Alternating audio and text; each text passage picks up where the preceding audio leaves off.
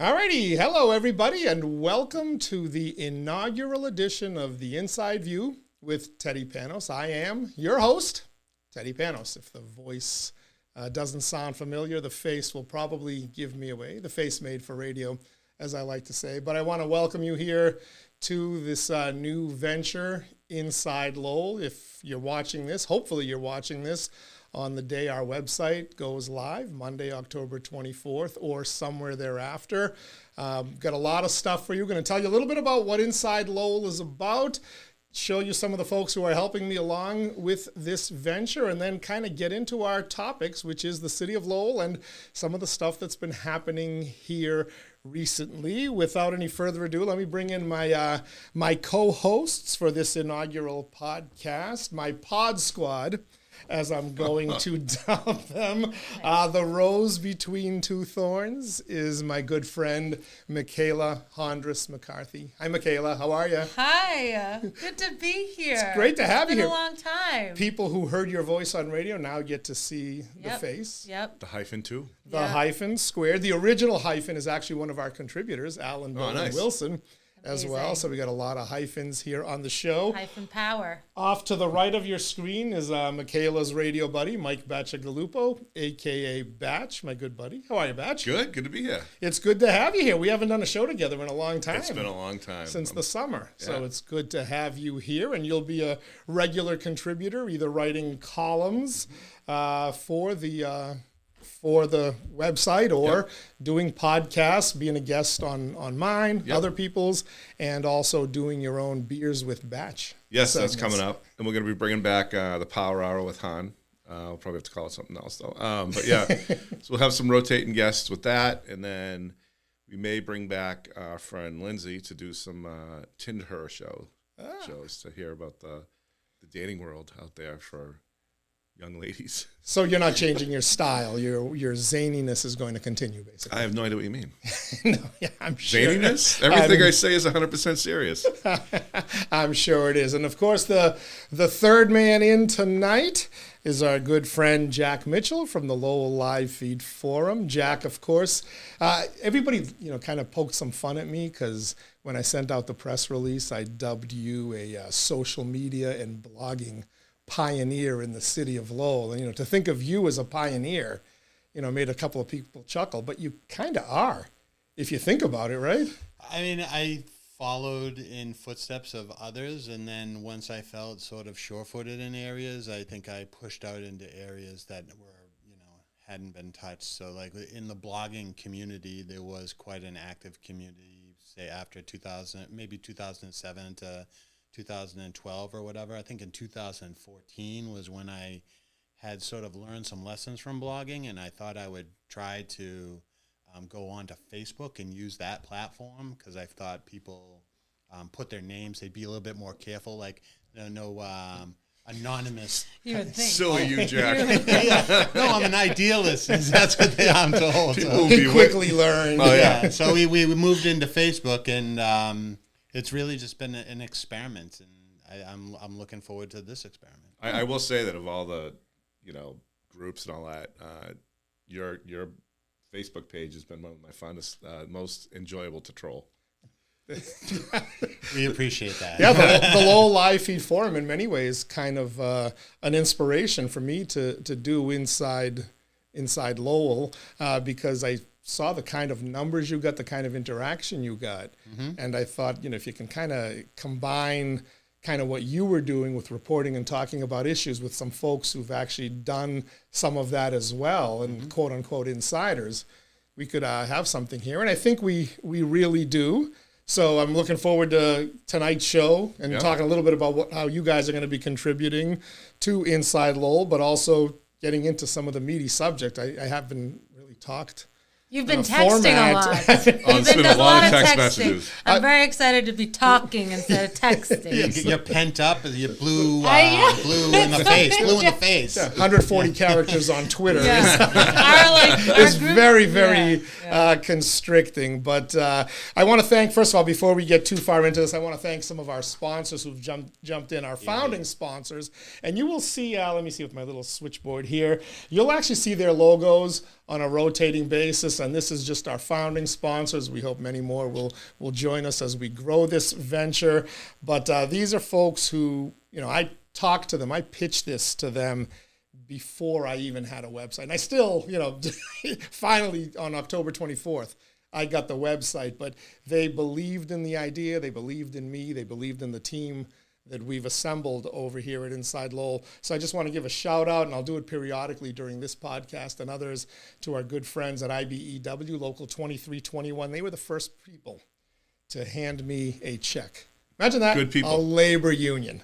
Yeah. After I spent 15 years dumping on them on the radio, a labor union said, yeah, we like what you're doing, Teddy. I think Oprah calls this like a full circle, like aha moment or something. Yeah. So there you go. Never forget. Thank you, IBEW, Local 2321. Good people over there digging holes and climbing poles. Digging holes and climbing poles, as we like to say. Our good friend Real Estate Ray Booten also hopping aboard here as a founding sponsor. Beans Booten, baby. Beans Booten, as we call him. Spectacle Live. And the Lowell Memorial Auditorium, and they're actually going to be supplying us with some tickets to give away, both on the podcast through our e-blasts and also through social media and our various formats that we have. Our good friend Mikaela at Lowell Lock and Key also jumping aboard bright and early here. The Mill City Festival Fund, which is helping promote some of the events here going on in Lowell, Winterfest, City of Lights, 4th of July celebration, so many other great things. Stellar Web Studios, who also happen to design our website that I think, bounce around it. We'll talk a little bit more about it as we're going here on this podcast. But I think he's really built a sharp website that does what I was hoping it would, and also is a way to be pleasing to you guys visually, but also interactively so that you can engage in a number of our conversations. Our friends at the Unitas Center, who are helping to promote some Latin events in the area and helping to promote the Hispanic population and some of the great things that they are doing culturally here in the city of Lowell and our downtown. The Greater Merrimack Valley Convention and Visitors Bureau, they've been on board from the beginning on this as well. And, of course, our good friend Rod Gregoire from Merrimack Valley Wi-Fi Pros. Rod helped kind of wire this studio to be able to bring you our podcasts and also set up the internet in here so it's reliable and stuff. And I have to give one more name. He's not a sponsor, but my buddy Joe Murray, who's actually sitting off in the corner here on the floor. You can't see him, but he's here in case this crashes. Say hello to them. There he is. There Sliding in. Love it, Joe. He kind of, I went to the kid, a former intern at WCAP, who then worked as a producer on my show. I went to him and I said, hey, Joe, I'm thinking of getting this and that for sound equipment and video equipment. Will it work? Will it be compatible? So he looked at it for me, and then I said, okay, well, what kind of a computer do I need to do what I'm envisioning here? And he said, you know what? I can build you one. So this dork over here actually built me a computer to specifically do this. He also will do your taxes for you if you want. So just look up Joe Murray. That is a jack of all Joe, did he ask where the floppy disk goes? No, I'm still trying to figure out where the on and off button is. I just leave it on at all times and pray it doesn't freeze up on me.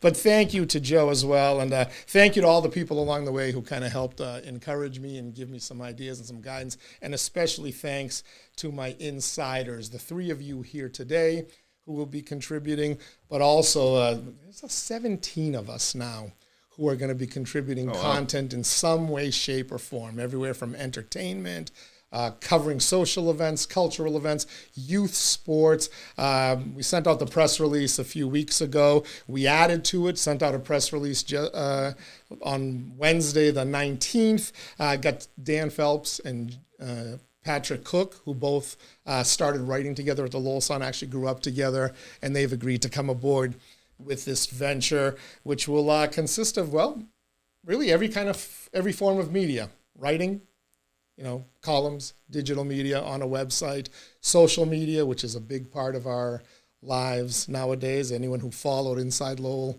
on social media knows that I've been reporting news stories and promoting events there since early August after my radio life ended. And of course, these podcasts. And we will have some audio podcasts as well that you'll be able to watch from our website, our YouTube channel, or any of the audio podcast formats out there, and some video ones, the biggies, Spotify, Apple Podcasts. It's exciting. Yeah, it's going to be available and everything out there. But this component right here, the video, the fact that you're able to see me and the fact that you're able to see my guests here. It's very different. This is something it's new. It's different even like sitting here. It's very different. But it takes some getting used to. It takes getting used to. It makes you a little self-conscious. Brings me back to my TV days, which I did when I was a little younger, a lot thinner. All right, a lot younger and a lot thinner. Who am I kidding? But it actually adds another component because it humanizes us, and people who are used to hearing our voices on the radio now get to put a face to it. And it also allows us to do some things such as thanking our sponsors on the bottom of the screen there, and that ugly guy who's showing up right now. But we can do a number of different things as well. So before we get into our topics for tonight, because there's always a lot happening in Lowell, I kind of wanted to talk with you folks and talk a little bit about what you see your role envisioning, why you decided to hop on board here, and what kind of things people can expect from you, be they podcasts or columns. Mikaela, let's start with you, my friend. Well, we've had a good run with the radio show back, in the former place that you were, and that's kind of what got me, I guess, going, was my motivation to convince you that climate change is real and we should take it seriously. You failed, by the way. I am not done yet. That is why I'm here. So that is why I'm here. One of the reasons. Yeah, you're like you're looking for Moby Dick still. You're trying to convince me of it. Huh? It is my odyssey. I am continuing on it, and I think.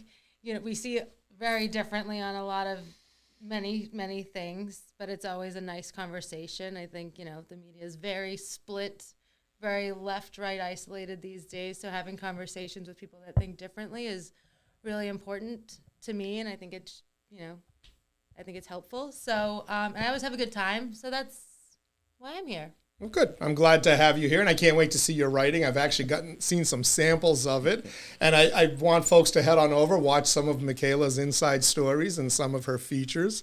You'll realize she is a very talented writer. Batch, you're a funny guy, and funny people I've always find to be very talented writers.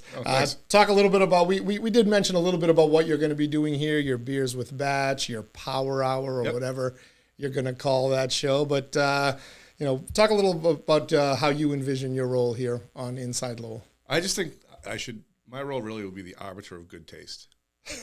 What?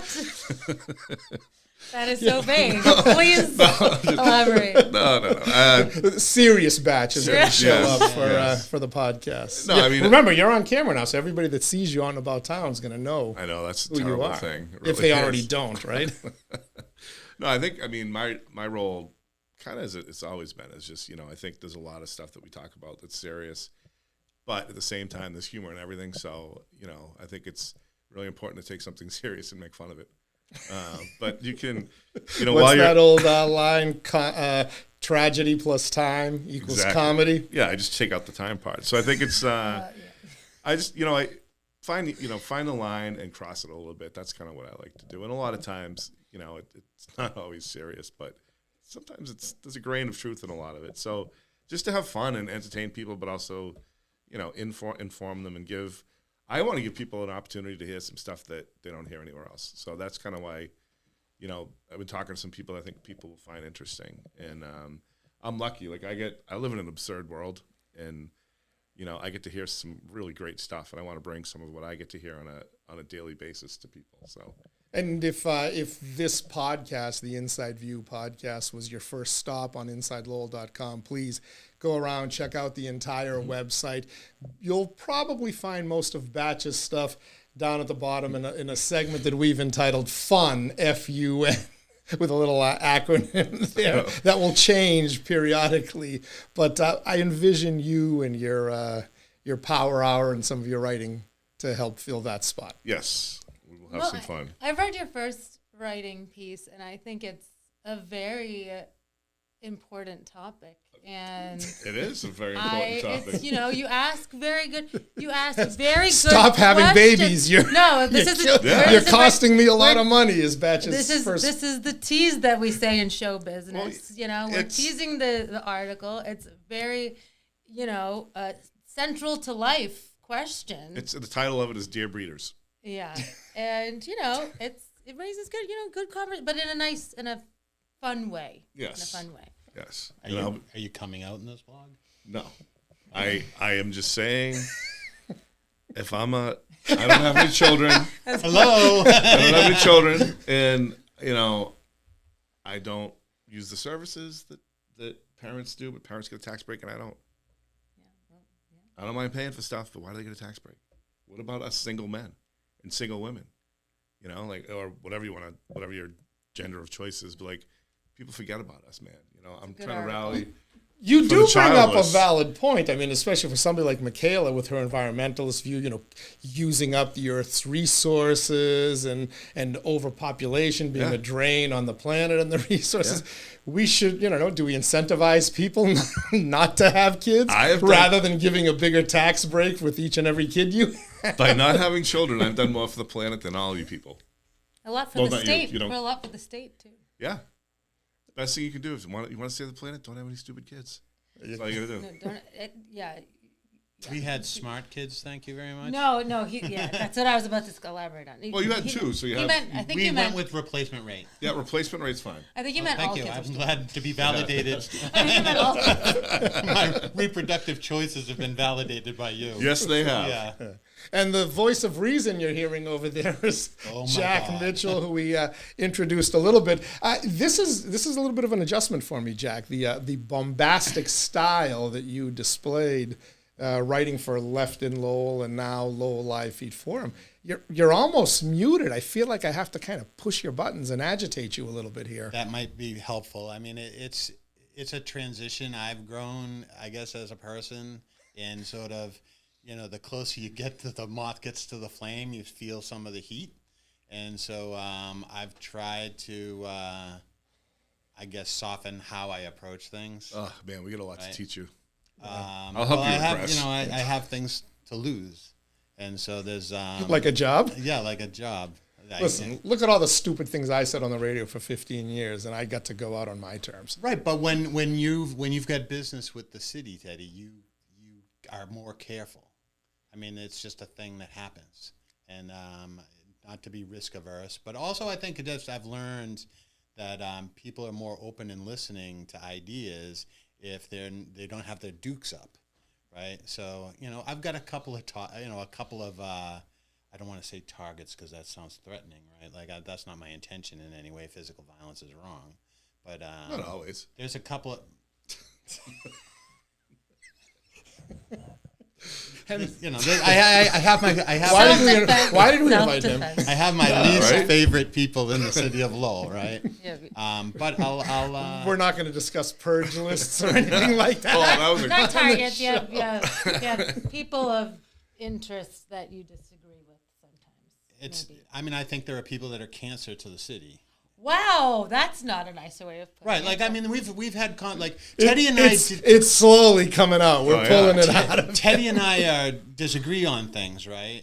And like if I have this, what I say is like if I ever die suddenly, my text between me and Teddy should be published on the internet someplace because the discussions, it's classic stuff, right? It could get ugly. Yeah, but it's I don't think it serves as much of a purpose as it used to. Lowell is a city that is very accustomed to sort of patting each other on the back and sort of fluffing itself. Mm-hmm. And as someone that came in, one of those dreaded blow-ins that became kind of, as Greg Page would call us, a grow-in, I wanted to break up the decorum.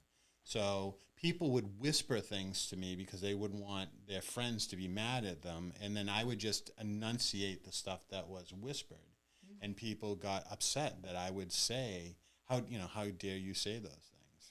You're what in Real Housewives world, we call a bone collector. A bone. Oh, what is a bone collector? There's bones everywhere, yep. and you collect them. That's what we bone collector. And so you call people out. And that's a bone collector. I like that. Yeah. I think the people that are trying, I think there's people with Teddy. I know in my heart that Teddy wants to do well by the city. How we get to a better Lowell, we don't necessarily agree on how to do that. But I don't think Teddy would scorch this city for his own personal gain. No. We have people out there in the media that would take a blowtorch to the city so that they could ride off into the sunset with some sort of bigger, higher paying media gig, right? Like, Teddy's not that way. He genuinely cares. Wow. So that's almost makes my This heart is- I melt. know. That's Yeah, almost that's like You're a supposed to wonderful- reciprocate. Wow. No, but that's a very- Which Teddy are we talking about? My cousin. No, that's actually a really T2? good point. I'm glad you made that point because I do think we kind of all collectively share that same value. Like, Oh, yeah. you don't want.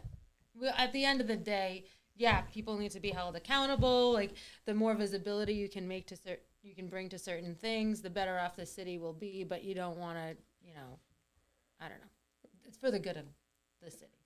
And I'm glad you guys said that or you folks said that. I try to get out of the habit when I'm talking about ladies saying guys, it's folks. But, part of what we're doing here at Inside Lowell, are we going to break stories?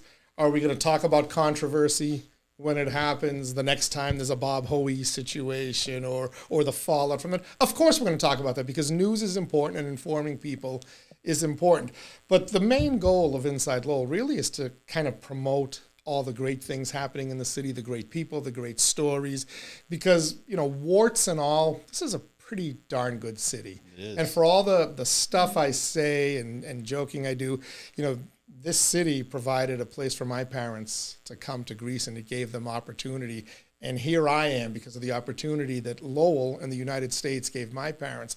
I can sit here and goof around in media for 30 some odd years and now kind of create these podcasts. So I want people to understand that this is really going to be something that's good for the community, informing the community, but also entertaining the community. And much like my radio show, I want people to be able to, come along, engage. Right. And I'd like it to be a place where, whether you're on Jack's side of the political aisle or mine, that, you can feel like you have something to come. Maybe you don't want to read the stuff that I write, or maybe you don't want to read the stuff that Batch writes, or maybe you think Mikaela's nuts with her environmental stuff. But, all right, don't read them.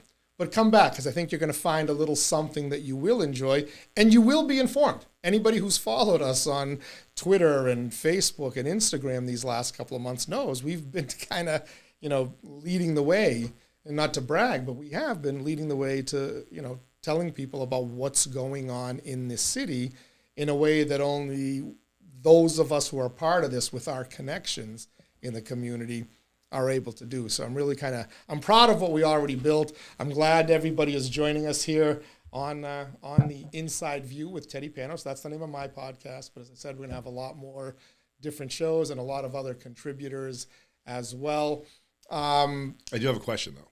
Yes. So one of the key things about your show, and just what you've always done, and what we did was, allowing the people that are listening to interact when it's live. So, is there going to be a way to do that eventually? Yes. So, first of all, the first thing, as I said, you'll notice is this is on video. This is not just my radio show here. This is now a video podcast, and this is recorded. But we will be adding live podcasts to the venture. Nice. Our first live broadcast is actually Wednesday, October 26th, and it's going to be a candidate forum, a debate between Rodney Elliott and Carla Miller, the two candidates vying for the 16th Middlesex state rep seat, trying to replace Tom Golden. One of the things I was very proud of at the radio station was to be able to put these forums together and get the candidates to come in and have conversations, talk about the issues in their own words, and let you folks decide whose ideas you like, whose you don't like. So we're going to do an awful lot of that. So that's going to be our first live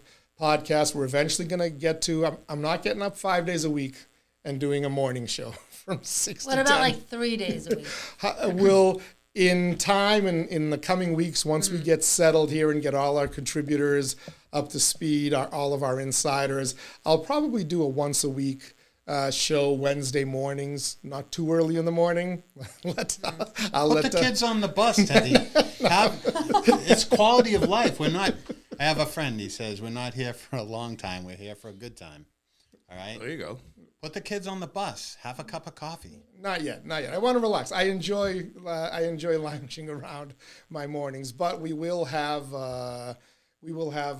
some live shows coming up, and eventually, who knows? Maybe the demand is there that There's a lot to talk about. We can get 5 days of Yeah. live shows, Yeah. or it doesn't have to just be me, but we can add that. I'll also add that I'm eventually going to get better at hitting the buttons here and switching. Either that, or we're going to get so many sponsors that I'll be able to pay somebody to do this, so I don't have to look at my computer screen here. We're going to actually, we're in the process of kind of planning and designing a new studio here in our beautiful offices here at 100 Merrimack Street in downtown Lowell. So in the coming weeks and months, you're going to see the studio decor change a little bit, and some of the imperfections that are here now, they are going to disappear as well. So again, we thank you for joining us on the Inside View podcast. Thank our sponsors. I'm not saying goodbye yet, by the way. I'm just Can we get want to recap here. Can you get one of those screens for me? Like what was the name? Sybil Shepherd used to do in Moonlighting way back in the day. You're slightly out of focus, so you look a little softer, a little younger, you know. And I think they call that a filter now. Well, we did put some filters on the lights here, and they have made a little bit of an improvement. I think those are napkins from the Athenian. Oh, where's the bell? I do. I brought the gratuitous plug bell and the home with me, and the horn. Oh, you get the when horn? I left the radio Right, station. That's So those good. will show up here as well. But thanks again to our sponsors, IBEW Local 2321. You're going to see all these names kind of scrolling around on the bottom of this shot right here and some of the others as we work to kind of perfect things. But IBEW Local 2321, Real Estate Ray Booton, Spectacle Live in the Lowell Memorial Auditorium, Lowell Lock and Key, the Mill City Festival Fund, Stellar Web Studios, who put together the InsideLowell.com website, Unitas, Greater Merrimack Valley Convention and Visitors Bureau, and the Merrimack Valley Wi-Fi Pros, and so many more to come. Thank you to all of you for your faith in me, the team we've put together, and in this venture. I think we're going to reward it, and I think we're all going to grow together. So with that, let's go. Let's talk about Lowell, because damn, I've had so much to say. So much to say. Has anything been going these on? last 3 months? Yeah, Lord know, between people leaving City Hall left and right, including, I mean, I'm almost thinking of going to get my law degree because I could become solicitor in a couple of weeks at the rate they're dropping there. But I want to start with, because it always comes back to the money, right? Follow the money. Poverty is big business. You know the dealio there. By the way, for those of you who don't know, because I use that a lot in my radio time, Jack Mitchell was the person who coined poverty is big business here in Lowell. I don't know if you stole that from somewhere else. No. But it's a thing I do. That's a Jack Mitchell original. You, between that, poverty is big business, and Batches, the poverty industrial complex, we've really kind of encapsulated these last 3 months, maybe these last 3 years in the city of Lowell and what's going on. The ARPA money, 76 million out there. Just a couple of weeks ago, City Manager Tom Golden outlined his plan for how to spend that money. There's a little bit of a letdown for some folks who thought they were going to get their hands on that money. Jack, you want to bat lead off here? No, I mean it's the money is at the discretion of the city administration, and the city council and the public can have input to try to inform and appraise the city manager of what some of the priorities and the needs are. It seems that maybe there are some like the United States EPA might step in and say we may be a priority, or they interrupted for a little bit. But the city manager figured out a way to move through that. Everybody's got their hand up or their hand out, and it's in Lowell politics, particularly with the delegation. A lot of it is about bringing home the bacon. So we've had this big plate of bacon sort of just dropped on our laps, and people want to have a seat at the table to have their share of it. It makes perfect sense to me. Did the manager do a good job? I think he distributing did. the money. Well, I mean, it's allocated sort of in conceptually, right? Now, I'm sure there are certain things, like I don't think there'll be any or much movement from the money that's going to be, say, spent on fire equipment. That's pretty cut and dry. Yeah, you need it. Yeah, it's a need. A lot It's of pretty specific. it's very not- specific. You know who the money's going. Well, It's well, going do to you certain need things. it? Because there are folks who are basically saying just give it all away to people. If I don't want not to generalize, but they're like, we've heard just the other night, universal basic income get thrown into this, give everybody a certain amount of money. The Cambridge model, I think, was discussed, but there was also talk with the youth homelessness situation in Lowell of giving $500 to, I don't know, to 13-year-olds. There are real issues out there, right? So the city manager's, the vision statement of the presentation that he had done was describing sort of tranches of money and how it would be allocated in different areas. And I think once you get into a certain area, maybe that money isn't administered by the city manager's office, but it might be administered by like the Department of Public Health or the DPD, right? Well, administering money, dispersing funds is work. Like you have to, and that's a lot of work for the city to do. So there has to be some sort of outsourcing of that with a level of oversight. Well, we have the Brendan Flynn. He's He's in charge So of he's kind of overseeing it, making sure it's spent in a timely manner. Is that and all the dots, But he the I's doesn't are have dotted.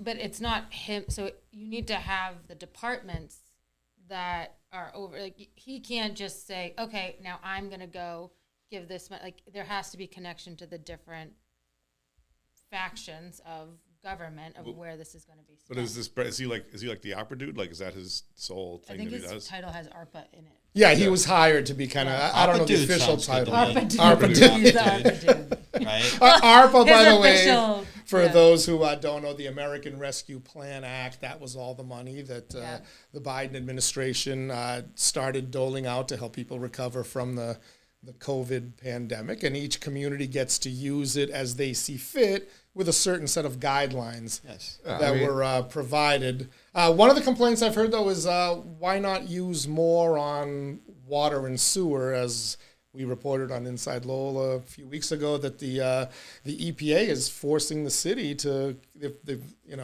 forcing the bond city it to out, right? start cleaning things out. And some folks said, hey, why are you only throwing it? What was the number, Jack? About 10 million, 11 million, somewhere Something in there? I had heard that number. I don't always believe everything I read sometimes. Do we have a list of like where like Yeah, it's out the there. different buckets of what? Well, I the think, pillars. pillars, by the way, they call them pillars. I'm sorry.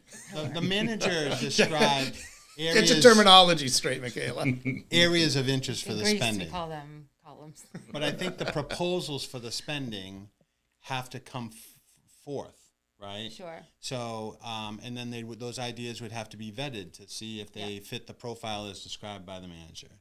And then I think transparency is going to be very important. I think first thing is they're going to have to put out, what are the format from the city, sort of the delivery, and how, if you're going to come with your hat in the hand to the city, you have to kind of know what the rules are for that. Because the ARPA dude isn't going to be explaining to every single entity that comes out with their hand up. Yeah. So there's a framework.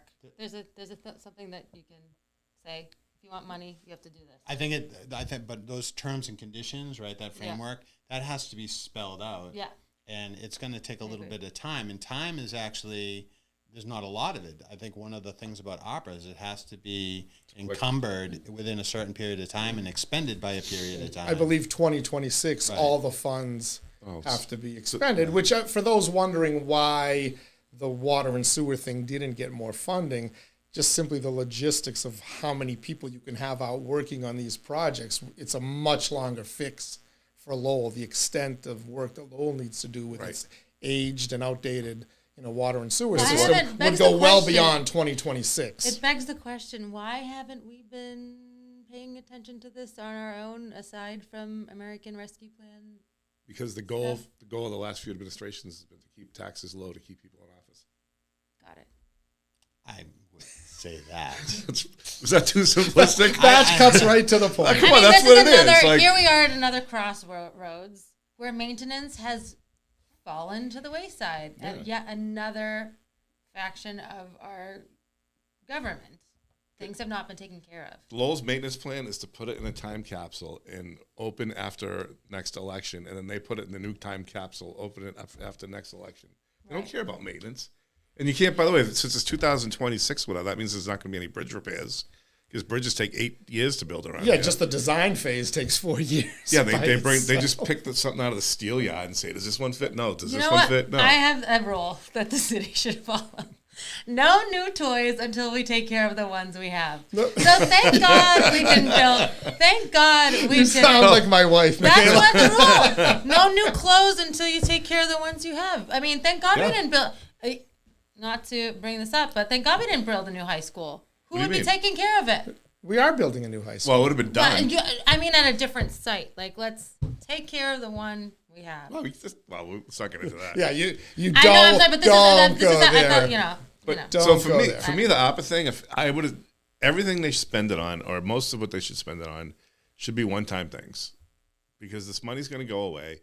Don't build anything, then it's going to be a structural deficit, right? So That's in the rules. They can't do that. Build in a maintenance fund for it as part of the expense. well, yeah, but that'll be an ongoing thing, though. Like, So you set aside, you say, we're spending $3 million on this, and over the next, it's like a trust fund. Over the next 20 years, $1 million is going to maintenance, and you spend this much on every. Well, I mean, I'd buy the big ticket stuff now, and then you can spend the money to maintain. That's why I'm against giving it to, like, let's give, everybody $1,000, whatever. Like, what's your return on investment in that? Nothing. I mean, it helps them out now, but it doesn't. It's just going to be an issue next year again. There's no. But Batch, What about the homeless? They get this. Now, coincidentally, after the manager announced how he was going to distribute the money, suddenly the homeless issue and youth homelessness came back into the forefront as a way to try to get a larger chunk of money. I believe the number presented at the last city council meeting was the $4 million that was set aside to deal with these type of issues should go to $15 million. And I believe there are organizations that would be more than happy to distribute. Yeah, because they'll get 11%. That money. They'll they get get an 11%. administrative. Yeah, 11 to 15% admin rate of 15 million is a lot better than 3. But This is the way it's always been done, though. So why Yeah. would it be any different? it's a shame that we let that sort of mentality, though, like dull the issue of Because so- that is important. That's a real. It's there now. It's going to be there after All no right, matter so- what you do. I mean, it's let's not something let's talk. Let me become bleep hole Teddy Panos radio host for a minute. waiting. Who in their right mind believes that 1 out of 10 Lowell public school students is homeless? And now, if we want to change the definition of homeless from what it's been since the English language was invented, in which they have, for the purposes of this study that found that 1 in 10 kids is homeless, but we're 4 educated adults here. If you share a room, you're homeless. We know what the deal is. 1 in 10 Lowell students is not homeless with the classic definition that everybody knows. Somebody who doesn't have a house to live in and is usually sleeping without a roof over their head. Well, five. So you're looking at me like you either want to wring my neck No, or you want to. It's because I get gummed up when we're talking about very specific things with words that have definitions, and I'm not necessarily. I'm uncomfortable with just winging it on something. Like, there is a problem, right? Is the problem as big as has been described by the people that profit over fixing it? Nope. The not-for-profits that profit, right? I don't think it is, but I don't want to be sort of so glib and, to make jokes and to entertain, and pay for sponsors that we like sort of shoo it away. There's a real issue here. I agree. And we have to be mindful of that. 100%. Any kid that's really homeless is a tragedy, and that situation needs to be fixed. Now, we want to get into the details of how we ended up where some of these kids are homeless. You got some social issues that you can't fix. You got other issues that, some hypocritical politicians may want to reevaluate their stances. I mean, you want to roll out the welcome mat for more poor people into your community when you can't even, Mikaela, when you can't even take care of the ones you already have. If you build it, they will come. Yeah, well, what do you think is going to happen? And, again, I come from a family of immigrants, so I know why people come and stuff. But when you kind of set yourself up to bring folks in because the funds come with them, you can't really complain about the fact that you're... So what are you saying? Let's work backwards here. Are you saying don't bring more people in because then that opens the door for more of a money grab from what? We have a housing crisis in Lowell. All I've heard for the last 2 years is there's a housing crisis. There's an affordable housing crisis in Lowell, in Massachusetts, in America. So what is it? So what the hell are we doing? So why are we basically just letting millions of people flood in every year? So let's identify the problem in a way that other people can't, brush it off because they think it's coming from a different source. Let's get a real source of what is, let's actually measure what is the problem here. How many kids in the city are actually homeless?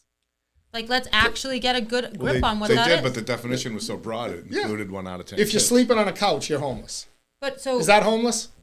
If you're sleeping on a person other than your parents, other than your legal guardian's house, because your legal guardian's house isn't safe, isn't a good place for you to, then yes, that's homeless. Define legal guardian. Whoever is your legal, what do you mean legal guardian? It could be if you're in foster care, if it's your aunt because your parents are, not, able to take care of you. It's whoever your adopted parents, whatever it is, grandma, whatever it is. Who signs your report card? So if there's a responsible adult, be it a grandparent who's raising a child whose parents are battling addiction or whatever the case may be, or a foster home, is that child homeless? If it's a legal guardian's and you have a place to live that's safe, and if I'm a kid, I want to know that there's a place for me to sleep at night, that I don't have to worry about going home. I need to know that there isn't a place that is going to be trouble when I get home. That's if you can't have that safety and that is homeless. Well, I look at it like this. If you can help 500 kids or buy a fire truck, I think I want to buy the fire truck because it helps everybody. Only the people that are on fire. Yeah, only the people. No, but it protects everybody. But we have another fire truck. Don't homeless, the new definition of homeless, don't those homeless kids, aren't they at risk of perishing in a fire? Well, there's more risk. Don't they need clean water to drink and bathe in? Spock said it best: the needs of the many outweigh the needs of the few. But let's take that. There's nuclear missiles sitting in silos in Missouri or Nebraska or whatever. That's like the fire truck sitting in the firehouse. No, I think those start fires. They don't put them out. Right? There are people that say it's protection. So do we really need it? Some will say yes, some will say no. I'm too buying a fire truck over a missile. Right. Well, but I'm saying if you look at opera funds, I think we do need I'm not saying the homeless issue doesn't need to be addressed. I'm saying with these funds should be used to benefit the whole community. It needs to be addressed, but it needs to be addressed in an honest, forthcoming way, not in a way that is disguising a money grab. Okay, but let's describe a situation for you, right? You don't want to. I'm gonna paint a picture of you. You don't want to raise taxes to pay for education, right? So if an administrator in an education system, say Lowell Public Schools, right? They see a funding. Which one? They see a grant. There's a bunch of them. There's about 100 of them. Right? They see a grant opportunity, right? And they can bring in whatever, just $1 million. Let's just to use a number, right? They got to write this grant. Well, their chances of getting the grant, that $1 million, goes up the more homeless students they have. So now they start combing through the definitions. I guess maybe this is why I like writing better, because I can take the time when I'm writing before it goes out. Whereas this is justify more insanity. I know, because I'm thinking, you think of so many, all this information. You want right? firemen to be safe. You want the city. It's you want all of these things. You want all these things. But one of the things that I was told Tuesday night was the refugees that are coming in, right? The refugees and it doesn't matter what country they come from, they're put in through the agencies that place them into transitional housing. Because it's transitional housing and not permanent housing, all those families are considered homeless but they're in apartments. Correct. Okay. Right. Which So is the the numbers- point I'm trying to But make. the education administrator, to keep your taxes low, chasing that $1 million grant, has an interest in describing them as homeless, and you have an interest in describing them as homeless. So are the taxpayers do, right? But then is it a foul play that now someone comes along and says, well, we've got these homeless. Well, no, some percentage of them are not really homeless. They're just transition refugees. They're in apartments. See, this is like why like the whiteboard could be helpful. Like this is a very good point. This is a very good point. But so Jack's point, right? It's a web. If you can get federal money to come in, what's the harm? Well, the harm is that is taxpayer money, and the federal money that we're bringing in is also money that people in California are taking from us to solve their problems, people in New York. So there comes a point here where you have to, and I heard one of the one registered speaker made a statement that made my head almost explode and said, talking about the organization that was helping, and said, we gave so many millions of dollars, I forget the number cited, during COVID. No, you didn't give. The taxpayers gave. You were the fiscal agent who took a percentage for administrative costs and then decided to delve it on out. But we're starting to get to the point now where this poverty industrial complex that Batch describes and the poverty is big business is swallowing up so much of the money that it's not really getting into the hands and making the difference. Why do we have so many homeless people in Lowell when we have so many organizations who are dedicated to solving this issue? The money keeps coming in left and right. We could house people for this money. Well, that's what they're doing. I mean, just the dollar amount that person probably gave was the amount dispersed to people that needed it, that qualified for it. That is work to do that. It is work. But how to much do that. money was available, and how much went to administrative costs? So you can find that out. I mean, you can find that out.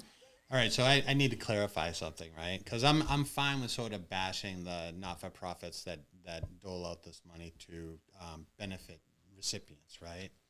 But when I talk about poverty as big business, I'm not just talking about the top. Like, think of the benefit recipient as sort of a choke point, and in front of it is the American taxpayers that put the funds out, and then these not-for-profits that allocate it, right? Goes to a benefit recipient. But it doesn't end up, there's no wealth aggregation at the benefit recipient point. It passes through. Benefit recipients, if you want to call them bonbon queens to be Reagan-esque, they're just pass-through entities. The money goes someplace else. When you go get home heating assistance, all right? You're not giving $500 a month to a benefit recipient. That money goes to whoever sells home heating oil. When you have EBT cards, But you're allowing them to pay their bills. Right. but where does the money Of course it goes. aggregate at the end of we the maintain sequence? poverty. Well, they're That's what not we're putting doing. it in a We're savings maintaining account. poverty. Maintaining because the poor are there as But it allows them to feed their family. it's a prism for wealth. They are pass-through entities. It's like, here comes the white light. It This hits is the prism. Jack Mitchell I It like. hits the prism. Like, think of the Pink Floyd album, right? I mean, it hits the prism and it rainbows out. Well, who's at the other end of it? Market Basket is at the other end of it. Yeah. If you want Jack Mitchell? We want Jack Mitchell, right? But aren't we all? It took about 45 minutes, but we got it. Here we are. When that Market Basket strike and those guys are also pro-labor. They take care of their people. They're not pro-labor, right? They're pro their business. But if you went, and everybody was singing, Artie's praises, right? But if you went to Artie and said, hey, we're going to shut off all the EBT cards, he'd be on the phone, lickety-split to Charlie Baker like, hey, how many millions and millions and millions, tens of millions of dollars end up in that corporation's pocket through EBT? So when I'm just to pick, Artie, you could take it, all right, bro? So you're not giving money to poor people. You're giving money Right. to rich people But are we all through poor people. I hear you, but aren't we all prisms like the same Yes, way? but Like, I we still all- have a bank account with $20,000 in it because I have a way of paying all my bills. Right. Plus, I 'Cause have we're- surplus. Plus, I'm going So downtown. you're not and- a prism if you accumulate wealth. No, I do. Okay, so here's another story. So I have an immigrant wife, right? When we first got married, the two of us together were making $50,000 a year. We had 2 kids in an apartment, right? Somebody in the family asked, like, "How are you guys doing?" And my spouse said, "Well, we make about $50,000 a year." Well, back in Brazil, that's a shit ton of money. They thought we were like rich, but the thing is if you make whatever, say 52,000, that's $1,000 a week, right? $994 a week goes out. Yeah. You might have $6 at the end of the week, right? So, but where the middle class comes is when you start to have disposable income. And one of the things we talk about, right, whether we're drinking or not, or now in a podcast, is one of the problems that we have in downtown Lowell is we don't have enough people with disposable income. Right. All right. They sit in these little boxes that the landlords, who don't even necessarily live in Lowell, they're glad to take the Section 8 voucher. Mm-hmm. And they take that money and they take it to Drake it or Pelham or wherever the heck they take it to, right? That is why poverty is big business. But Teddy, where I get enraged with Teddy, is like he tends to focus on, the EBT card holder that takes their credits and they buy a pack of cigarettes so they can go smoke their cigarettes. I'm like, but that's a dirty transaction that involves a small business owner. When have you heard me say that? You said that. Your market basket. No, the ones going to casinos. I got a problem with that. Right. That's a very easy thing to fix. But Oh, but they at least they could have a good night though. But Come look, back with some food. cash. Your market basket example was wrong because first of all, if it's not market basket, it's going to be Hannaford's or Stop and Shop or Annie's. People need to eat, and since most of us are not farmers or we don't have enough land to sustain ourselves by growing our does own the food, money you end need up? to go eat food. The housing issue is the one where I'm surprised you didn't go there because the landlords are making big money off of affordable housing that somehow never turns out to be affordable. How many mills in Lowell have we refurbished into housing? And it never seems to be affordable. We seem to Affordable think... meaning so when the market rent goes up, which you have your own opinions about that we've talked about. Subsidized What housing do you, raises so market rates. affordable housing means 30% of your income? Is that what affordable Housing that is? Something people like that? can afford. And Yeah. no matter how much you So are you build for in rent? Lowell... So you're for rent control? Like, what are you for? No, because rent control doesn't work either. So what are you? How do we make a housing affordable? First of all, what Jack's saying to me makes perfect sense. I've always said like everything that we do is to maintain poverty. The goal isn't to get people out of poverty; it's to get them to keep them happy where they are. And like you said, I believe a Lowell City Councilor said it's kind of like teach a man how to fish versus feed him a fish. Well, I think that's why we don't teach financial literacy in high school. We're trying to keep it's not just poor Or people civics. or it's not. We're not trying to just keep it's poor not people just in 'cause poverty. That's absolutely it's something. too cold in high school to teach But anything. I think it's I think it's society as a whole. I think it spills out from poverty to middle class to a lot of people. I have 2 things. So one is, it sounds simplistic, but if you weren't making it here, right, where it's wicked expensive to live and all that. What in Massachusetts or United States or? Well, both really, but couldn't you move somewhere else? Like I know people used to move to Florida. Well, they call them the Zoom towns now because a lot of people are flocking. Right, like they're out there like. So like that's my point. There's only so much land in Lowell. And the more you build, the more expensive the remaining land is going to get, which is going to make the construction more expensive, which means to get their money back, the person who builds that housing is going to need to charge a higher rent. It's a vicious cycle. Everything government subsidizes only goes up in price. We have a history in this country that proves that. Where do you build affordable housing? Where there's plenty of land, because it's affordable to buy. It's affordable to build. Why the and the answer is not Lowell, Massachusetts, or quite frankly, Massachusetts in general. Well, that's why the accessory dwelling unit that's a good thing was idea. such a good idea. You didn't have to build more housing. It's there, sitting there. People could make money that were living in Lowell, that were pretty much living in those same units, and you got more housing for people. No, that's a good idea. That's a great. And you know what else needs to happen? Better public transportation, because then parking won't be an issue. Because the parking in this city is insane. Wait, before we go there, though. Insane.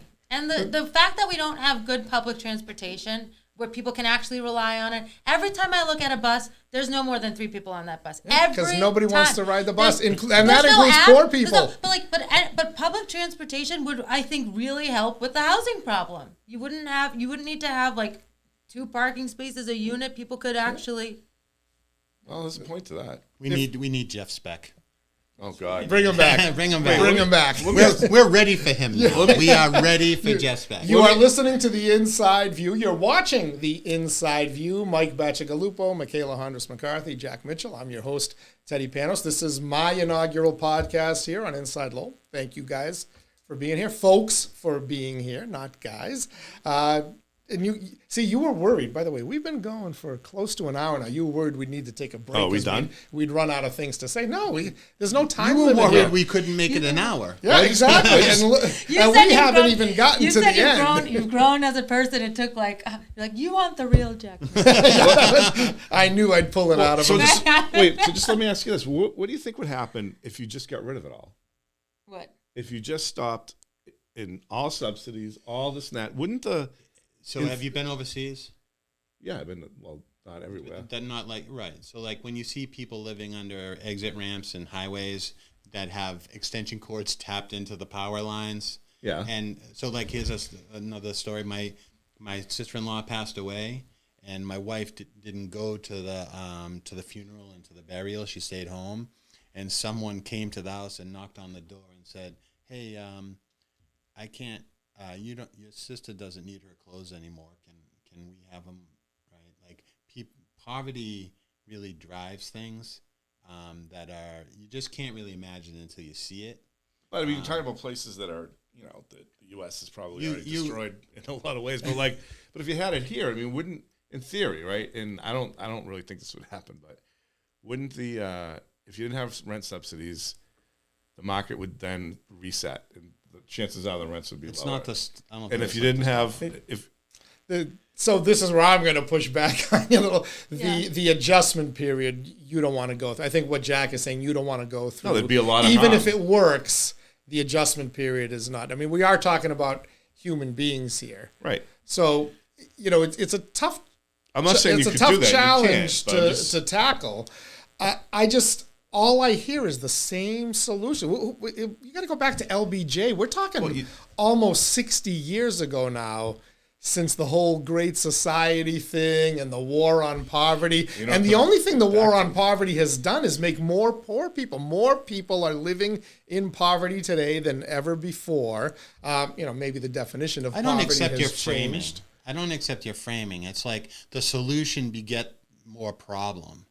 And there's a lot. I think again, it's a limited perspective. Like you could probably show that the data might actually hold it up, right? It does, but it's also Batch works in this field. He knows. It's the question of what is some sort of assistance, like what are those types of assistance incentivizing? How do they check to see that people are going after jobs? Because disability insurance, now you get disability insurance because you can be on pain medication or whatever. What Jack says, the goal is to maintain it so that because people get right. So what are we incentivizing, and how are these programs structured so that we're incentivizing, and this goes back to education because the homeless issue, it's the school department that really kind of spearheaded this again. We're incentivizing political activism instead of how these people are going to get to where Jack is talking about, where you have disposable income, you can buy your house, you can put money in savings, you can grow income and whatever.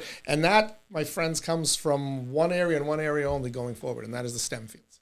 Science, technology, math, engineering. I got them backwards. I spelled it wrong. I'm a little dyslexic tonight. Sorry. But if we don't start educating people, and especially in our inner cities, and especially here in Lowell, and educating them in something that's youthful in life, rather than broadcast journalism. Vocational training is But how can vocational training. that's- People can make $50, $60 an hour right now. Yeah, They're going to get their hands But dirty. how can They're you going focus on to education? clean pipes. But how can you focus on education when your parents can't afford to put a roof over your head? That's where it goes. You have to go back. look, You know? are we gonna pay people to find a way to get a roof over people's head? Yes. But if we continue to just do that and not do the rest of the stuff necessary to put in the legwork to, as Batch says, get them out of poverty, rather than, we're great in this country and we're So you're great saying in invest in Lowell. public schooling? We're great at fate. No, So what are you- that's so- the problem. So how are we going to educate the people? We're great at, keeping people fed so they don't starve to death. Because, starving people do crazy things like revolt. Just ask Marie Antoinette. There isn't enough cake to get people to Well, we stop had from the baby overthrowing you. formula. We're good at certain things, but and I don't know, Batch, you're kind of insinuating it's intentional. We're not trying to get them out of that it's not cycle intentional. It's like because what Jeff there's some said, money just- to be made. And we you're do right, the money. incentivize people to have more kids. We incentivize people to have more kids, and like you said, it is. I like that analogy, the prison, because it does it. The money filters through the recipient doesn't benefit, everybody else does, and there's nothing we're doing to encourage people to. I mean, if you think being fed warm and dry is a benefit, there is a benefit. no, there to is, that, but I right? mean, It's better than not- starving to death. they- But you're not trying to improve their station. The goal should be to get people out of poverty, not to. Yeah. not Merrimack to- Valley Housing Partnership does a really good job Right? with the, Right. Yeah. And then when those people do a side hustle, and they can afford some extra things, we're running at them like, we got to cut off your benefits because Right. The only way, see that's a great point. I think I would do a timed That is a benefit good thing. point. You get everything for free, for like let's say you get like somebody gets pregnant, right? Can I say a woman gets pregnant? I don't know, but like a woman gets pregnant. Usually. Birthing vessel. Well, a birthing vessel. Thank you. they have a baby, but maybe they're a single parent. Wait, we've gone from birthing person, we were Vessel. from mother I might have to made- birthing person I to could have made- birthing vessel I may now? have made that one up. We've turned women into vessels? I think I made that up. I just Let's made say- it. let's say You were using breeder before. Breeders, did you say that? Let's say your uterus fulfills its potential. So- and then there's a baby, right? So the person attached to that baby. It's not only the uterus that's, Well, I mean, they're really doing all the work. But you have a baby and you get like 15 years. You get free housing, you get everything you need for like 15 years. And then if you have another baby, great, you still have that 15. Like it doesn't keep going, but you've got a window. You got 15, 10, whatever you want to do, 10 years, 15 years, So 20 there's years. a ticking clock. Yeah, Here. and that's motivation for somebody. And you're like, yeah, you got 20 years to figure your shit out. You're gonna get everything for free during that time. But if you have 5 more kids, you don't get extra time. But you're like, here's your time. Go to school, do this, do that. And if you're done with it, if you haven't figured it out, all right. Not everybody has the same capacity, though. Like one of the common phrases in America is that all men are created equal, right? And that is the biggest lie of our founders. Not all men are created Well, they equal. knew that because they were getting served by some men that weren't created equal by them. It's that just that was we don't all exactly- have that the was same not- capability. When what we're equal at is we're equal in America compared to the British So you're system, saying we right? shouldn't treat everybody the same then? I don't think we should. I don't. It's not everybody is the same. No. Like so in my work in construction, I've seen, we call it the engineer types that we call them white hats, right?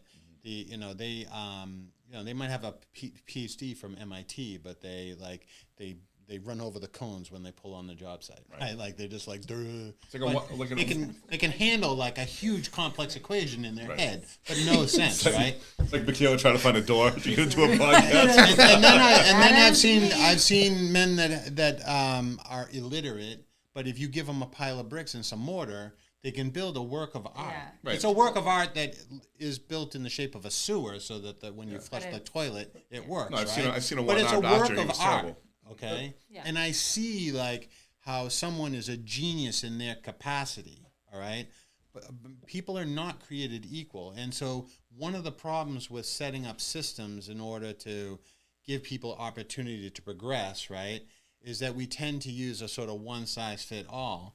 And how do we differentiate from the people that are going to build art with bricks and others that are going to like be able to handle rocket science in their head? You say you give a nice big chunk of time, they figure it out.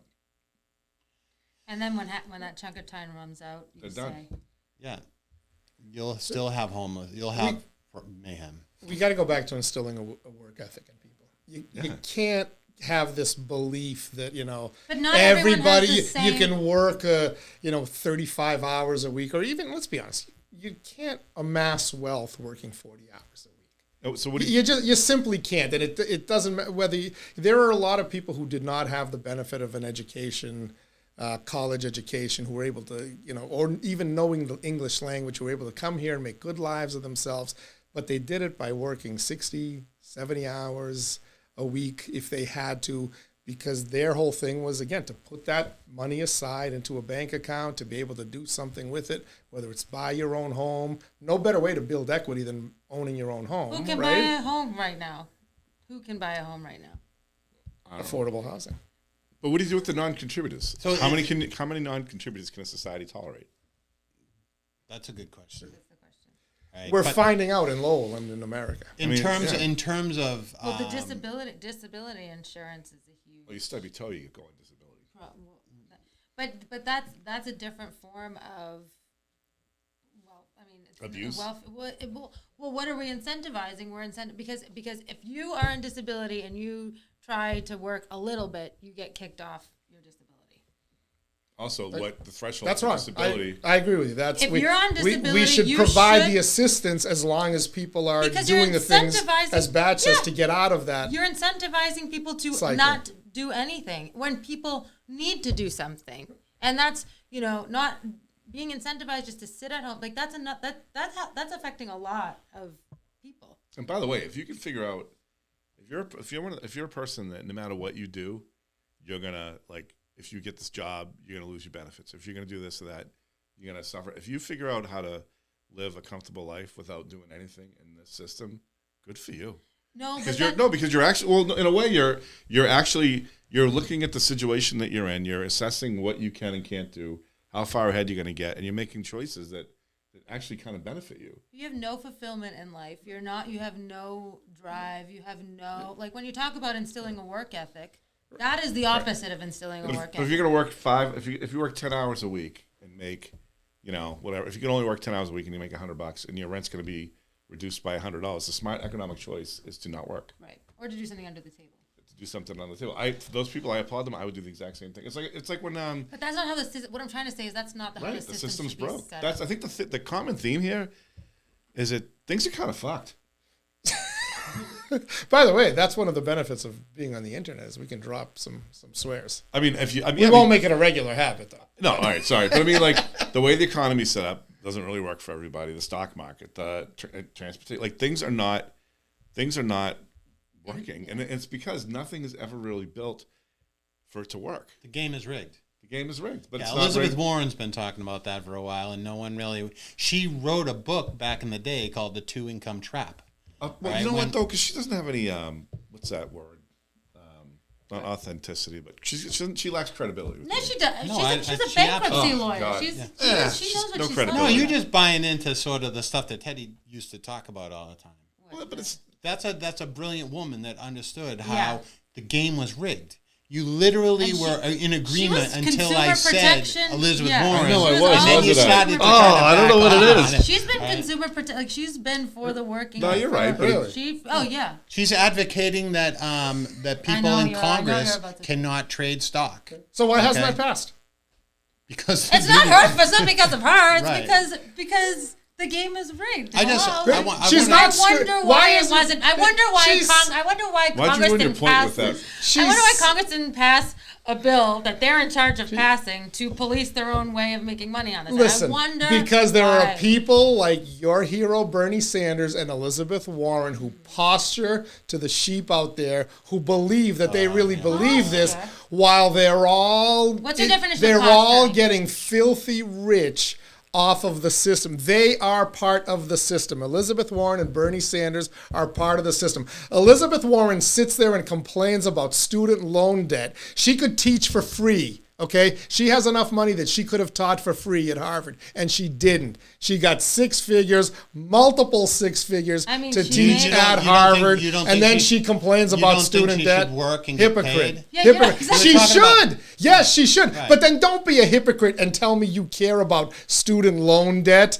when you are one of the reasons why that student loan debt is at the level it's Because at. she taught. Was she like the president of Fannie Mae? No, she was. She was a teacher. Like, she was working a normal. She taught one class. So, do you think if she taught that one class for free, student loan debt across America would just? Oh, but she No, should've- but is she speaking out about what academia is doing? Is it the teachers that are doing this? Yeah, Or it's is it- all of she them. shouldn't get It's 6 all figures. of them. She shouldn't get 6 figures for that. The But why- college professors, the What do the other administrators. teachers get paid? Yeah. What do the other teachers get paid? And what other kind of revenue? Like, I don't know the answers to these questions. What other kind of revenues does she bring into the institution she works for? All right, like this is a shallow analysis. All right, that's meant with a political bend to just try to score cheap political hit points, right? And nobody really knows. Sort of, we got into the student homeless thing, Yeah. and we were all like, "Whoa, this is wicked complicated," which is sort of like what that all that came. And now, but let's just take some shots at Elizabeth Warren. We've got all the answers. It's baloney. You're very defensive of her. Right. Well, I just I'm because so happy you're I'm here. exhausted. I'm exhausted from listening to this for 10 years or whatever. All right. It is work. I want to go She back is- to work ethic, please. She's not the champion of the people that she makes She's. herself I out mean, to be. And neither is Bernie. you can. Say, I don't agree with that. I disagree with it. I think she's looking out for the little guy. And I think like Was- the Roosevelts. Franklin Delano Roosevelt was one of the best people to build a social safety net for working class, working poor people, and he had tons and tons of money. All right. Was she looking out for the little guy when she wouldn't endorse Bernie Sanders and was part of the cabal with Joe Biden to end the Democratic primary that Bernie was about to win? Was she thinking of the working I people don't think when you she really. did that? I think you're cherry picking out information. All right. Am I? Teddy would never Yeah. do that. This Who is a she whole- more this politically is a aligned whole- with? This is a whole. This is- Is she more politically aligned with Bernie Sanders, the It's champion not of the the same- people, it's or not the the senator same. from MBNA? As he's I'm not known in engaging with Delaware? this while he takes political cheap shots, right? Because this is a very complicated topic. He doesn't know really anything about how the Democratic Party works, and it sounds right to you. And if you want to believe that, then he's got some pablum to sell you. He was talking about sheep. If you're going along with Teddy, Wow. you may well just say, Did you use your- Where's my "Bah." cheap sound effect? What Wow. number is Joe, that, what button is that? Bravo. But work ethic, I think, is important, and I think people should be able to hustle. But I think the worker needs to be in control of that, and not the employer. All right. I do not think that workers should be exploited by employers. I think employers, capital, have a very important part to play to assemble things for workers to come in and work in a safe environment under good work conditions. But if you want to work 60 hours a week, then there should be extra pay at the end, or that should be at the discretion of the worker, to the benefit of the worker, not to the benefit of the employer. Or you could get a second job too. Yes, Yeah. you get a second job, and maybe you do a full-time job to pay the bills, and you do a part-time job to develop skills, right? Whatever. That's, I think, belongs to the discretion of the worker. What I am going to argue against is whatever it benefits capital, it's to the benefit of the employer. Not employers are important; they're part of the system that makes it work. I'm not so far pro-labor that I would injure capital, but we're not here to break our backs and put ourselves in the grave so that somebody can go summer on Martha's Vineyard. I'm with you. And you should be able to work 40 hours a week and Get have by. health care and be able to pay your rent. Doesn't work that way. But I think that's Historically, it hasn't worked that way. what it has. And It's throughout working. history, It's working it has. less and less that way. And that's than and who's to blame for that? because people. Who's getting rich off of that? Well, a bunch of people are getting rich off of it, Providing less and less. especially politicians who continue to create it and encourage it when they know it's not working. But they're getting rich. I think it's that relationship between, the kind of the stock market and the politicians, the hedge funds and the corporations that'll tear down a business that's profitable, they'll sell it for parts to make a quarterly goal and all that kind of like stuff. the Lowell Sun? Yeah. Yeah, exactly. I mean, Bringing it back to Lowell. So this is just a little taste of what the Inside Lowell and the Inside View with Teddy Panos podcast is going to be about. A little bit of everything. Did we go national? Yes, but it all does come back to Lowell. A lot of this stuff you talk about affects Lowellians. I want to end the last couple of minutes here by talking about some high-level departures in the city of Lowell. A lot of people are leaving. you have another 45 minutes. It happens with every new administration. New people come in. What's the old saying? New broom sweeps clean. Some leaders like to clean out. Some folks bring their people in, etc. But there's one department in particular in the city of Lowell that's catching my eye, and that is the city solicitor's department. In the last 2 weeks, the chief solicitor herself, Christine O'Connor, has left the city, resigned. She's going to North Andover, and just recently Kerry Janess, who was kind of number 2 in that department until she's decided she was leaving. She, by the way, was going to be the replacement from what my information was. She was going to replace Christine O'Connor, Yep. and she said, thank you, but no thank you. Elliot Veloso had already left to go to Cambridge. All of them, well, the O'Connor and Veloso got a nice little hefty pay raise. My hunch is Kerry Janess is going to end up in the same situation. Is it simply a matter of people are leaving to make more money, or is there something more? Is there something more at play Well, before we at City Hall? Before we answer that, I just want to announce that I am running for office in North Andover, but keeping my residence in North Chelmsford. I have a court case. I think I'll win. So you want Christine O'Connor to challenge you? So Kerry has sort of gone back and forth from public sector, private sector. So I think her opportunities are much broader. I don't know anything really about Elliot. I met him in the public sector. Who's left? Is there anybody left over there? Oh, they've got a whole they've got a group of people. There's a few more people over Really? there, but I mean, you're. There's that many lawyers and they've got that record? Well, I'm just saying. No, is that a bad thing to say? Like, you got like a stable full of lawyers and you haven't won a case in like 10 years or whatever it is? It's not that easy for a quantity. municipality. I'm not going to make excuses, but it's not that easy to win a case. Usually somebody sues a city or town. They've got pretty good cause. And a lot of times, practices, right, human resource practices or labor practices, put the city in a bad position. I don't think that happens in Lowell. Well, so I mean, another question. That's the batch sarcasm. Are we not paying people enough? Are We our aren't. salaries not high? So I wouldn't wanna work I mean, we have. I don't know the number, but there's a ton of open positions in the city right now. So as those open positions stay open, that is a pot of money that is not spent, right? And we were looking at open job positions, and they were paying like. I think they were paying It's terrible. $16, $17 bucks an hour. $16 to $17 an hour for like janitorial staff. And I think it was like $18, $19 an hour for bus drivers. Yeah. So I don't understand that range at all.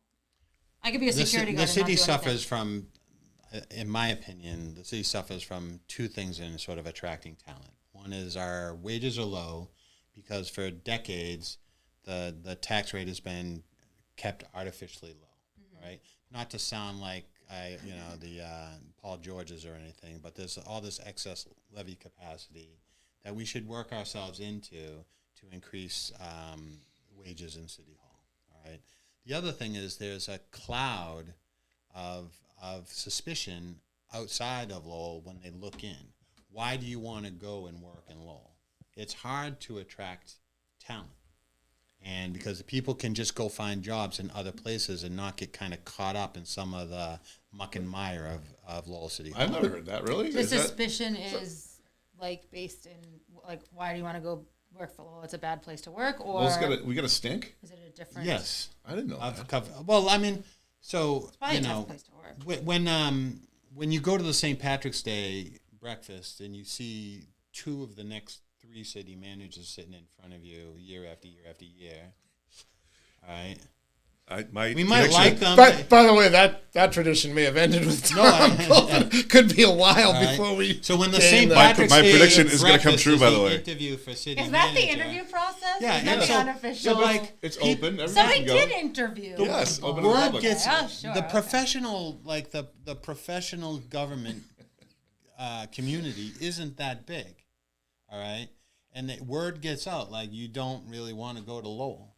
You've not heard this before? That's Yeah, a no, problem. I have heard it, and you're right that you can go somewhere else and make more money. Why deal with the headaches of a city of 120,000 people? But conversely, this is again one of my things. There's something wrong with government and the system when North Andover.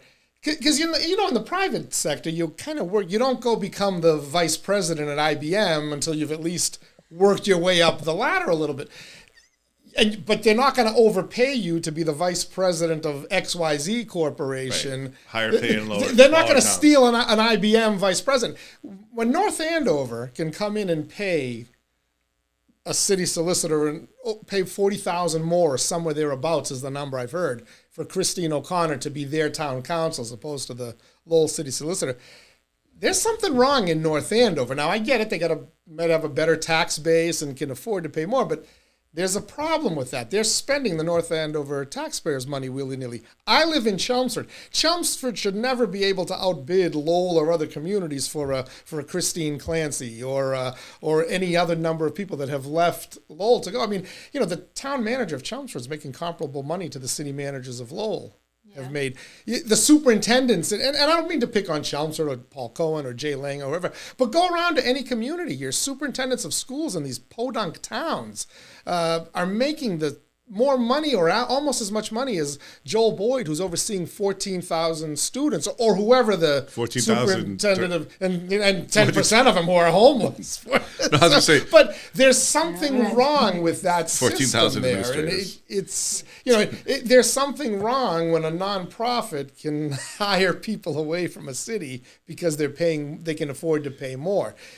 Somewhere along the way, we've got to kind of look at the whole kind of structure of this and fix The structure of our budget? the structure of our government, the way it operates, the way it shells out money, how inefficiently it shells out money. Yeah, Because I it's agree. all going to collapse. And I'm So- going to go back to the words of one of our insiders, Steve the Panagiotakis, who said the private sector can no longer afford the public sector. He said that 12 years ago, and it's only gotten worse. I wonder what percentage of Andover's, North Andover's budget is school department versus Lowell's. Yeah. Because I know that's such a huge percentage of the Lowell overall Well, budget. is Lowell spending money on things that are things in Lowell taking a lot more money away from the city budget than North Andover is? Percentage based, what's their total tax? Well, what Lowell is it- School what is has that certain number? challenges that North Andover Absolutely. doesn't. Lowell has They have to pay out charter schools a different English way. language Yeah. learners. That takes more money to get kids up to So speed. maybe that's an episode. There's certain challenges Maybe that's an that they episode. face.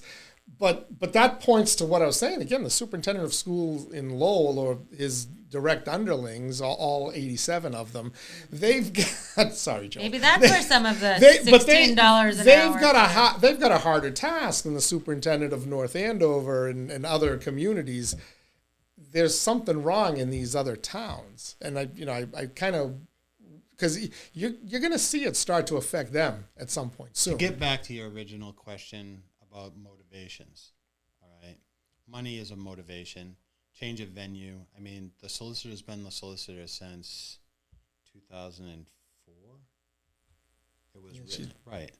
She's survived. been there a long time. Right. Yep, a lot of city Yes. managers. Right. So, I mean, and that's a concern. That's a concern for me. All right. But I wanted to say, like, I remember it was early in the new council with the new form of government, right? And the council asked for the city solicitor to prepare a report on pending litigation. And there was an executive session. And so they went in and there was a report to the council because they wanted to be sort of updated. There's a requirement, I think, by the CFO to report annually. There's actually a requirement for the It's an audit, isn't there? Pending litigation. well, If there's pending litigation, it has to be disclosed. there are reports that are to the council, And obviously, there's a budget report, right? That's done annually. But the solicitor, it provides a report, and they were. I think the council was looking for more frequent updates on what was going on, because there's a couple of different things, right, that are pending. Like I just off the top of my head, the Lowell High School is being built, but I don't think the litigation over the eminent domain is resolved with the doctor's office, right?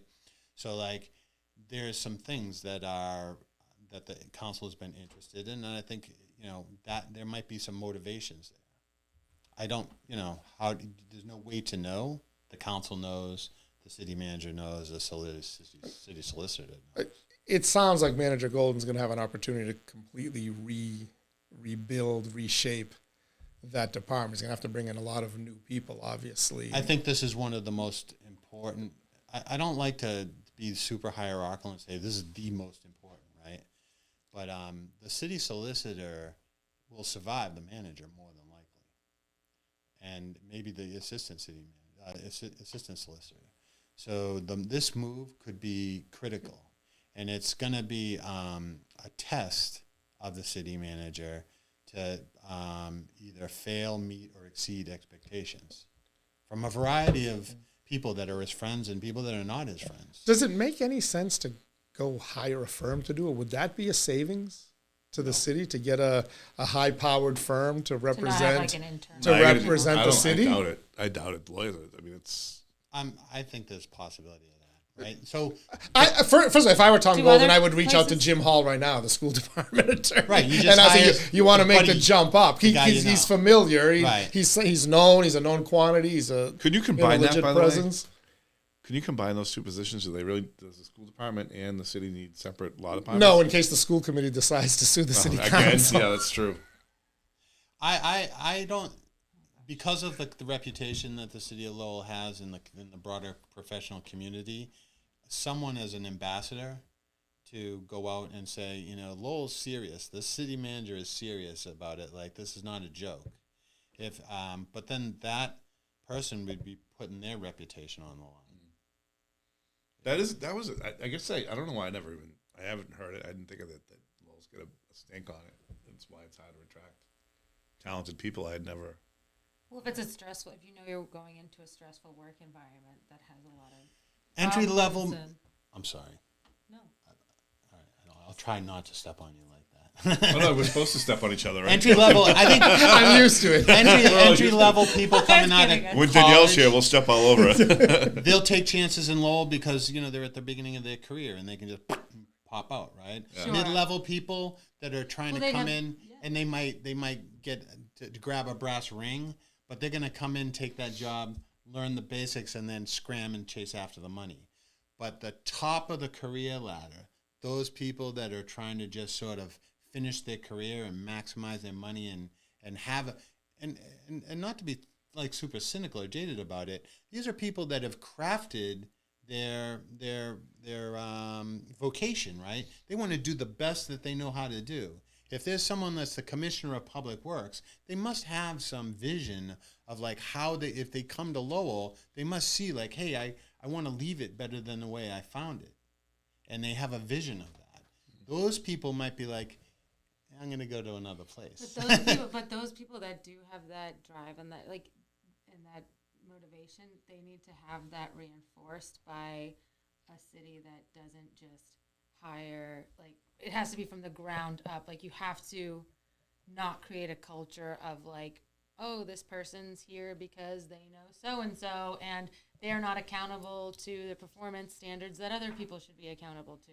So you need to have it like up and down the ladder, people like being accountable. This council has been very focused on revolutionizing the operations of the human resources. I think so too. Yeah, I think Eric's done a good job kind of talking a lot about that. Yeah. All right. And with that, you have one more thing to add, Batch? So I was thinking that North Andover didn't spend a lot of money on or less money on their education, but it's like 45% of their budget. So it is comparable to Lowell. So it's not, I don't know why they can afford. Education's the biggest Yeah. Biggest part of any And they don't get state funding, subsidies either, right? Like they're paying that out of their own tax base. It's probably less lawyers. I don't know.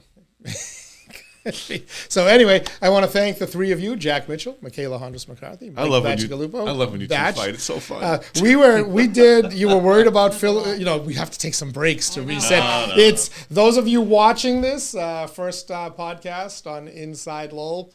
It's not radio, no commercial breaks. We don't break for news. We don't break for weather. I don't have to do stupid traffic. You get to see all of our handsome mugs, if you want to term it as that, or the faces made for radio. But we hope you enjoyed this. If you're watching it on Monday, October 24th, or Tuesday the 25th, or early in the day, Wednesday of 26th, we've got a debate, our first live broadcast. Rodney Elliott, Carla Miller, the two candidates vying to be the next state representative from the 16th Middlesex District. Is that going to be here in the City of Lowell? They are going to be sitting in those seats there. We're going to take one away and a microphone and seat them in there. So it'll be much better spacing than what you guys have over there. But that will be, again, Wednesday, October 26th, 7 p.m. Watch us on the website. InsideLowell.com is the web address. We're going to have a number of other podcasts that we're going to be posting. Feel free to head about there, explore the site, have some fun, read Jack's first post, Mikaela's, Batch's, watch their podcasts when they put them up there. We've got a great team of contributors, all bringing a little bit something special from their background or their life experiences, but all of them bringing a love and a passion for the City of Lowell. And one more time, a thank you to our sponsors, IBEW Local 2321, Real Estate Ray Booton, Spectacle Live in the Lowell Memorial Auditorium, Lowell Lock and Key, the Mill City Festival Fund, Stellar Web Studios, who put together the InsideLowell.com website, Unitas, Greater Merrimack Valley Convention and Visitors Bureau, and the Merrimack Valley Wi-Fi Pros. Thank you for believing in us and in our project. And if you want to be a sponsor of InsideLowell.com, any feature on our website or any one of our podcasts, send me an email, Panos at InsideLowell.com. So, with that said, Jack, Batch, and Mikaela, I saved the best for last. Thank you very much for joining us. A little taste of what's to come in the, hopefully, in the coming years. Thanks so much, guys. Great. Awesome. All righty. Jesus.